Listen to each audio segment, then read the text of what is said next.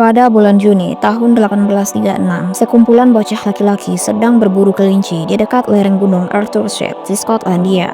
Namun, alih-alih menemukan kelinci, bocah-bocah tersebut menemukan sesuatu hal yang sampai saat ini masih dipenuhi misteri.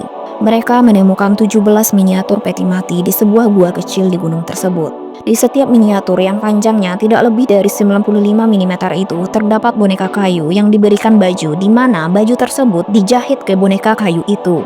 Tanpa memakan waktu lama, penemuan aneh ini pun menjadi berita yang populer di Skotlandia masa itu.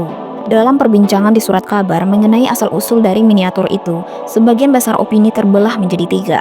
Opini pertama, menganggap kalau miniatur beserta boneka di dalamnya ialah contoh dari praktek sihir yang dilakukan pembuatnya.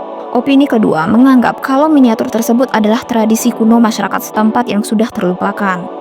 Dan opini ketiga menganggap kalau miniatur-miniatur tersebut adalah buatan dari istri-istri pelaut yang suaminya hilang di lautan, sehingga mereka memilih untuk mengenang suaminya dengan mengubur boneka-boneka kayu tersebut.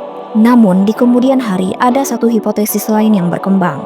Miniatur-miniatur tersebut adalah karya dari pembunuh berantai di Skotlandia pada saat itu, yang bernama Burke dan Hare. Beberapa hal yang menguatkan hipotesis ini adalah umur dari kain yang dipakaikan ke boneka-boneka itu hanya beberapa tahun saja, dan bukan berasal dari zaman kuno, dan jumlah dari miniatur petinya sama persis dengan jumlah korban dari Burke dan Hare, yaitu 17 buah. Misteri dari hipotesis ini pun memiliki kelanjutannya di masa modern ini, di mana pada tahun 2014 ada seorang anonim yang mengirimkan replika dari miniatur peti mati tersebut ke tempat miniatur itu saat ini disimpan, yaitu Museum Nasional Skotlandia.